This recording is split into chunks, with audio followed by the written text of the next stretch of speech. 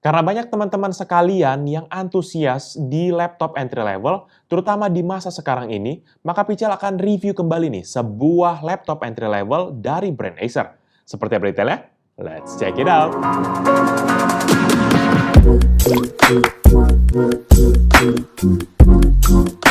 Halo guys, balik lagi bersama Pichel, dan seperti yang Pichel sudah bilang tadi, bahwa kita akan review sebuah laptop dari Acer, yaitu Swift 1 SF11433. Spesifikasi laptop ini adalah sebagai berikut: prosesor Intel Pentium Silver N5030, RAM 8GB DDR4 single channel, storage NVMe 256GB, integrated GPU Intel UHD Graphic 605 1GB shared memory, layar IPS 14 inci 8 bit dengan resolusi Full HD dan juga refresh rate 60 Hz.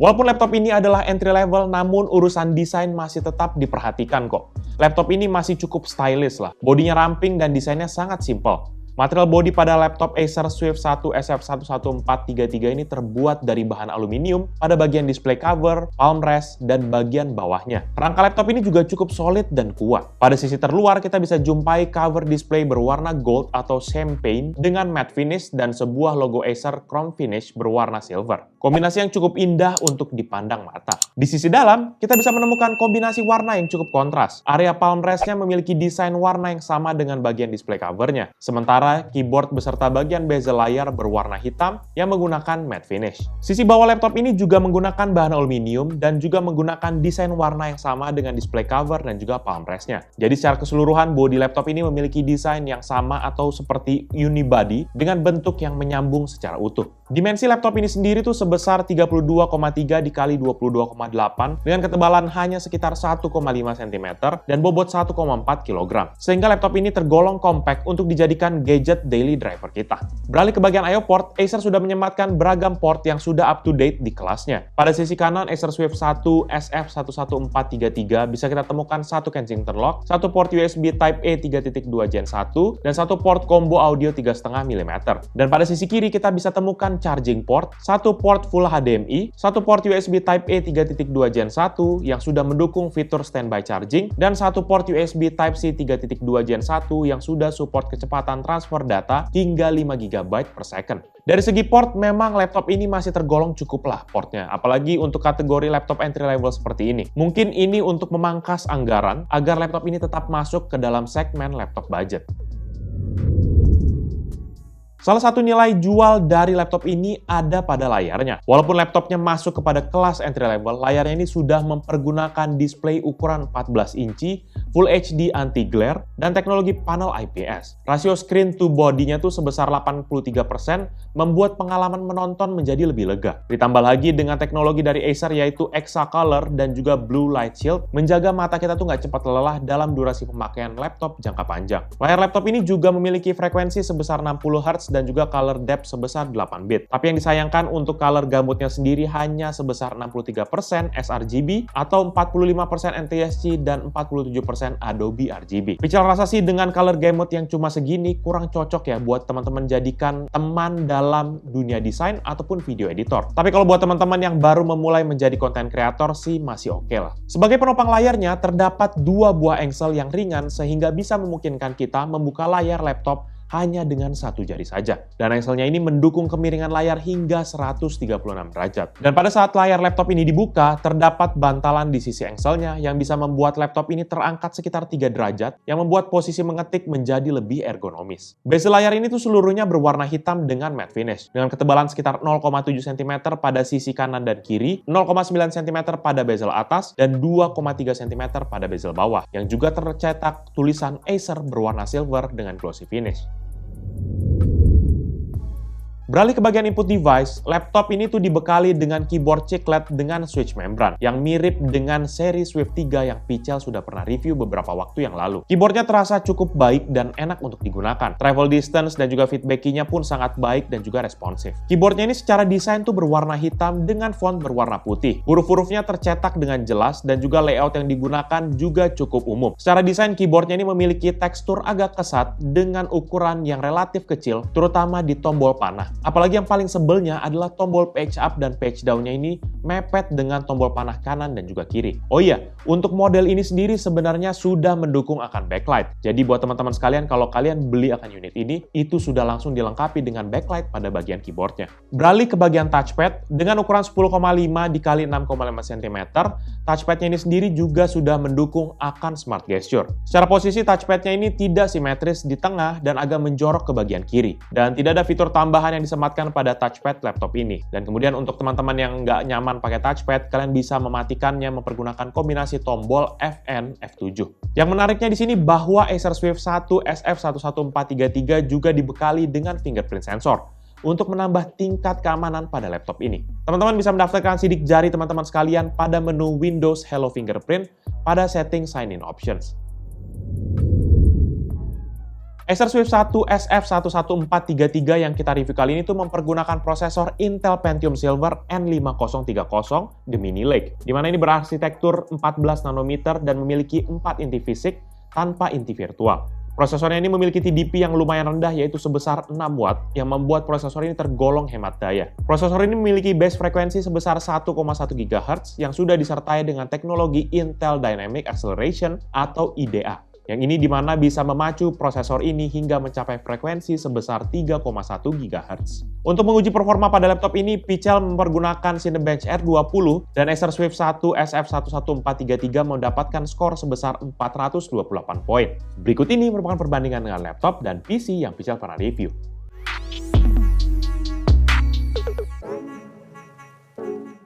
Untuk rendering tes BMW di aplikasi Blender, laptop ini dapat menyelesaikan satu frame dalam waktu 61 menit 21 detik. Berikut ini merupakan perbandingan dengan laptop dan PC yang Pichel pernah review.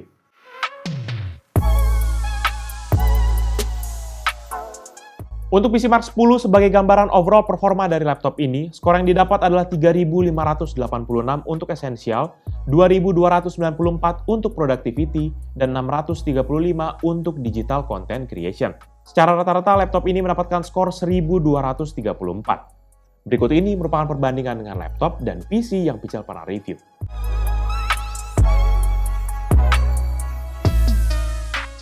Untuk urusan grafis, laptop ini memiliki hanya satu GPU dan itu pun integrated, yaitu Intel UHD Graphics 605. Yang memiliki shared memory sebesar 1 GB.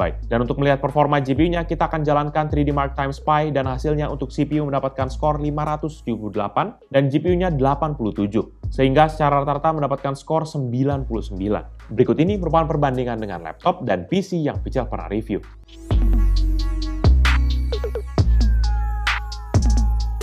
Selanjutnya kita langsung tes mempergunakan serangkaian game dengan konfigurasi grafik setting yang paling nyaman untuk dimainkan di laptop ini. Dan resolusinya sendiri harus Pichel turunkan menjadi 1280x720 supaya game-game berikut ini setidaknya bisa dijalankan.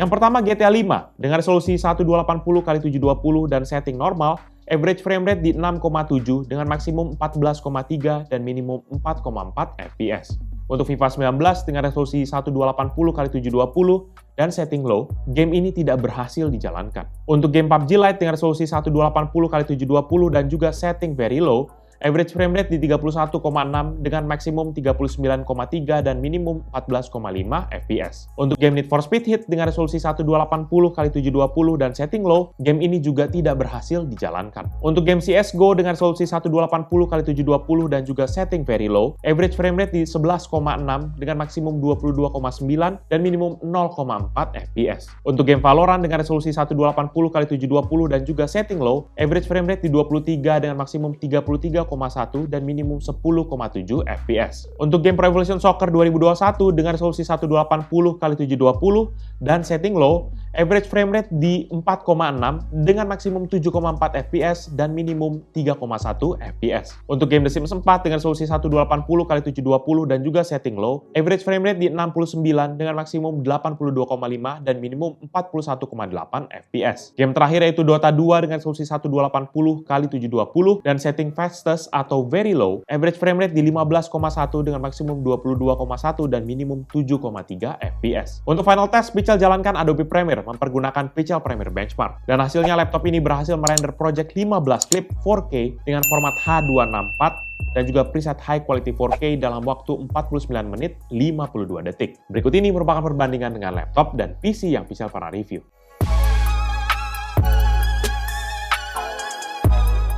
Nah, dari beberapa hasil pengetesan tadi, teman-teman harusnya udah bisa menyimpulkan sendiri perihal sejauh mana kinerja CPU Intel Pentium Silver N5030 pada laptop ini. Nampaknya bagian ini yang menjadi titik yang ditekan untuk mengejar harga yang terjangkau. Kalau misalnya kita pergunakan hanya kerja kantoran, sekolah, ataupun browsing, dan sekedar nonton film sih nggak masalah. Namun ketika digunakan untuk pekerjaan komputasi berat, maka langsung drop deh ini performanya. Dan juga di bagian GPU, karena hanya mengandalkan GPU integrated, sehingga nggak bisa diandalkan dalam bermain game atau urusan 3D, modeling, dan juga rendering. Jadi Pichel sarankan, gunakan laptop ini untuk keperluan yang normal-normal aja deh. Untuk urusan temperatur, dalam kondisi suhu ruangan 25 derajat Celcius, laptop ini dalam keadaan idle tuh berada di suhu rata-rata 47 derajat Celcius. Dan ketika kita stress test mempergunakan AIDA 64, maka suhu maksimal tuh berada di 73 derajat Celcius. Dan selama stress test, prosesor ini tuh hanya maintain frekuensi di 2 GHz. Dengan maksimum tercatat pernah menyentuh 2,8 GHz. Namun, yang sayangnya ini nggak pernah menyentuh frekuensi maksimalnya atau IDA yang tadi hingga 3,1 GHz.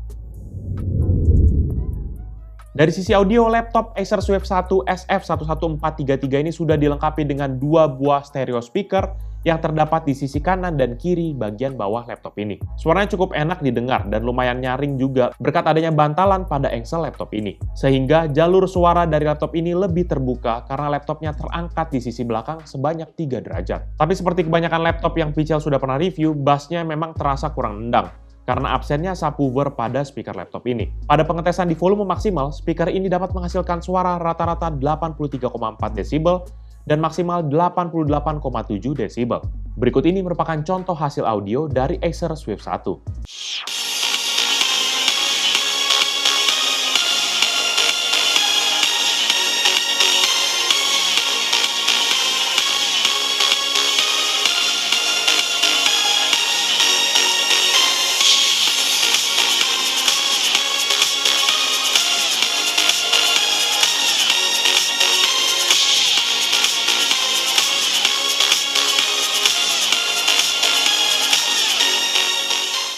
Beralih kepada webcam pada laptop ini tuh memiliki resolusi video HD 720p 30 fps dan kemampuan foto sebesar 0,9 megapiksel atau 1280 x 720 piksel. Terdapat indikator berwarna hijau di sebelah kamera yang akan hidup jika webcam aktif. Berikut ini merupakan contoh hasil video dari webcam Acer Swift 1.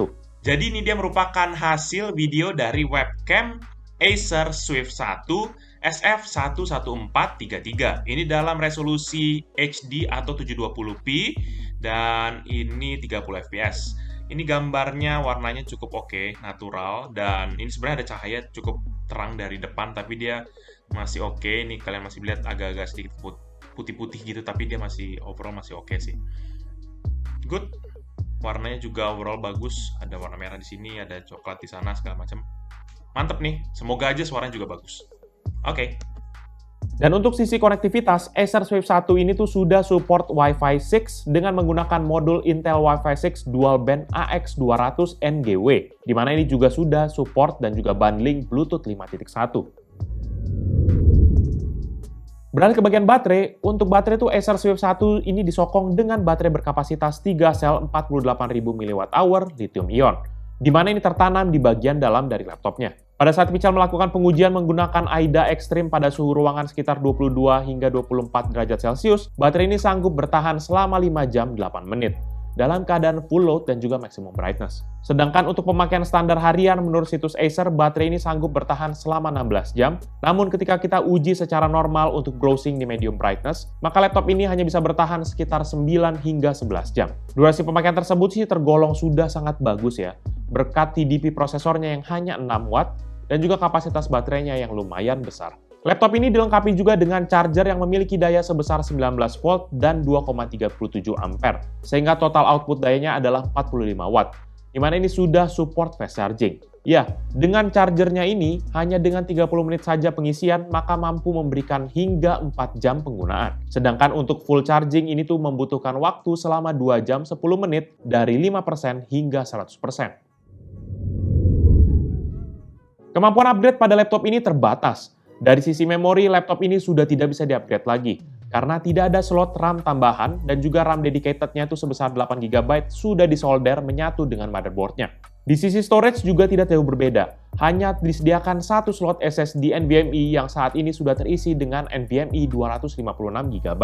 Jadi jika teman-teman membutuhkan storage yang lebih besar, mau nggak mau harus mengganti NVMe-nya dengan kapasitas yang lebih besar. Yang anehnya, di posisi NVMe itu terdapat rongga yang menurut perhitungan kita tuh bisa muat dengan hard disk ataupun SSD SATA berukuran 2,5 inci. Tapi Picel nggak menemukan konektor ataupun port SATA pada motherboard-nya. Selebihnya, nggak ada opsi upgrade lagi untuk laptop ini. Overall, menurut pendapat pribadi Picel, Acer Swift 1 ini memang merupakan laptop yang ditujukan untuk keperluan standar. Prosesornya tidak mampu untuk diajak kerja keras, dan GPU-nya juga tidak desain untuk menghasilkan produksi warna dan gambar yang bisa memanjakan mata. Kelebihan pada laptop ini terdapat pada durability-nya dan juga bodinya yang ringan dan tipis, menjaga kekokohan dari notebook ini. Dan kemudian ditambah dengan material yang terbuat dari bahan aluminium, membuat notebook ini terlihat stylish, ringan, dan juga mudah untuk dibawa kemana-mana. Screen to body ratio-nya hingga 83% dan juga layar yang Full HD membuat pengalaman multimedia pada laptop ini sangat menyenangkan. Dan lagi laptop ini memiliki daya tahan baterai yang diklaim hingga 16 jam yang mendukung mobilitas tinggi untuk para penggunanya. Dan yang terakhir, laptop ini tuh sangat senyap sekali karena laptop ini tidak dilengkapi dengan kipas pendingin yang kadang-kadang dapat menghasilkan suara yang cukup mengganggu kita. Laptop ini dibanderol mulai dari harga 5,9 juta dan untuk memastikan produktivitas kerja secara maksimal, Acer juga memberikan penawaran menarik productivity package berupa Office Home dan juga Student 2019 yang bernilai Rp1.799.000 yang bisa digunakan seumur hidup. Dengan demikian, teman-teman mendapatkan kemudahan dalam menggunakan perangkat barunya tanpa dipusingkan lagi menginstal aplikasi-aplikasi tambahan. Paling concern Picel terkait dengan laptop ini adalah tidak bisa di-upgrade-nya RAM dalam laptop ini, sehingga ini akan membuat penggunaan dari laptop ini hanya bisa bertahan paling sekitar low ke mid-range aja, paling sekitar 2-3 tahun maksimal. Selebihnya kita harus mempertimbangkan kembali untuk upgrade kepada laptop yang lebih baru lagi. Jadi paling itu aja review dari Picel terkait dengan Acer Swift 1 SF11433. Buat kalian berminat dengan produk ini atau mau cek produknya, bisa cek di description yang Picel akan cantumkan di bawah ini. Dan buat kalian sudah menonton dan juga suka akan video ini, pastikan kalian hit like dan juga kalian share pada teman-teman kalian. Tapi kalau kalian nggak suka, kalian bisa langsung dislike aja video ini. Kalian juga bisa pertimbangkan untuk subscribe pada channel Picel agar bisa mendapatkan informasi mengenai video-video dari Picel berikutnya. Dan kalian juga bisa kunjungi sosial media kita yaitu Facebook, Instagram, Twitter, dan juga TikTok. Dan kalian juga bisa kunjungi website kita yaitu picelmediagroup.com. Jadi itu dia video dari Picel kali ini. Thank you guys for watching. I'll see you in the next video. Bye-bye!